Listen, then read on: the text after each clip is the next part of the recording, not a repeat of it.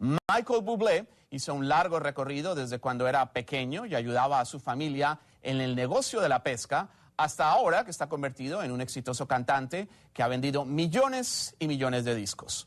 Pero hablamos muy poco de música, pues hoy su verdadera pasión es su familia, su esposa, la actriz y modelo argentina Luisana Lopilato y el bebé que ambos esperan. Los dejo entonces con Michael Bublé. It's great to meet you because one of the things that I like about you is that you seem to have a very good sense of humor. Even with the paparazzis, you're nice. Oh, gracias. I am. I'm always nice. You are, right? Yeah. But again, so are those murderers that kill many, many people. And their neighbors always say, he was such a lovely, nice man, a quiet man. You know, and then you find out they've killed millions, yeah. Okay. I've killed nobody. No, but you see, you have a good sense of humor, and I like that. And people say that you are very humble, and we'll talk about it. Thank you. But I want to know first, when you go to awards and you receive an award, and I'm sure you have to think about the producers, your manager, the co-writing team, blah, blah, blah. But there's always someone who's going to be, I think, in your mind, which is Demetrio Santaga. Yes. Is that the reason, the person why you're here today? Yeah, you know what? It's Demetrio is mi abuelo, and he is hugely important to me.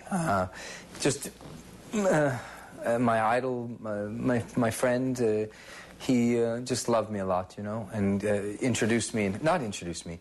fostered my love of jazz and great American standards and stuff like that. And so, definitely a huge part of my life. But you know.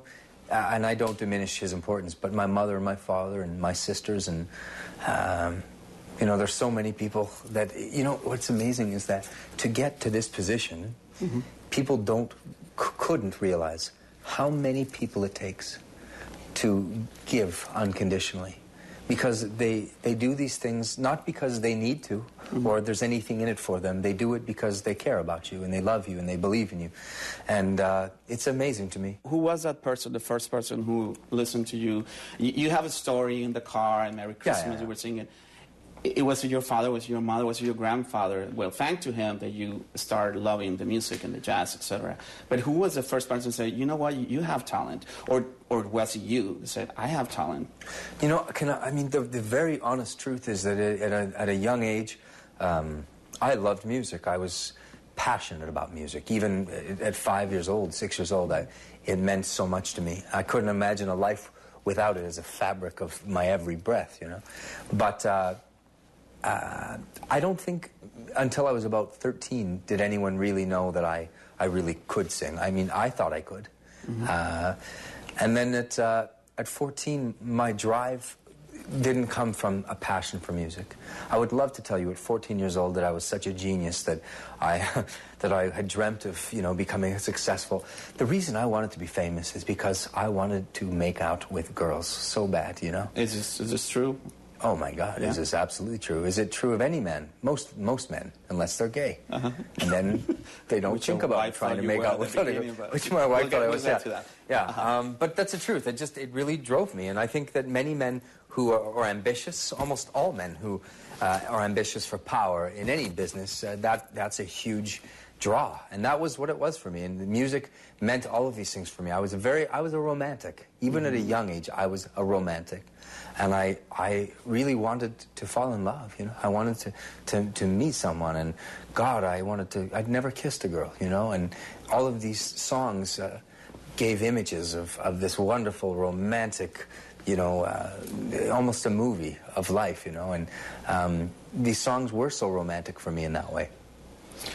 But you're romantic, but you were raised by all these men, these fishermen who took you out for months offshore. I don't know exactly absolutely, where you guys would go. We were blue collar. Still you think about it, right? You still think that it helped you to build your personality and the person you are too. Right? Strong man. Absolutely. I think, well, it's just coming from, you know, like many of us do. I've come from a, you know, not a rich family. I've come from a middle class, hard-working, good family, you know, that love each other, that put family first. And I think that they have so much integrity that it's difficult for that not to rub off on you somehow. You know? I come from a very blue-collar place. I was never fancy. We didn't have fancy things, and we were never poor. My family, anything that we wanted, we they got us. I mean, we were, you know what I mean. But definitely there was a work ethic that came from coming from a family that had a difficult job like that, and there was an appreciation for what we had.